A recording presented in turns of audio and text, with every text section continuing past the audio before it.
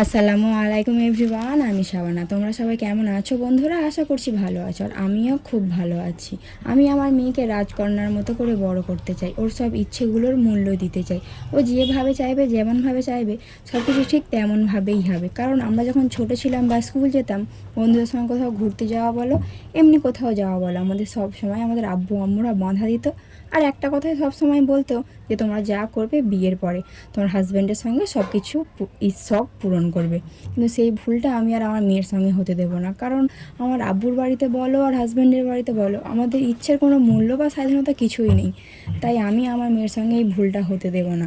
আল্লাহ আমাকে যতটা ক্ষমতা দিয়েছে, ততটা সেই ক্ষমতার উপরে ভিত্তি করে আমি আমার মেয়ের সব ইচ্ছেগুলো পূরণ করার চেষ্টা করব।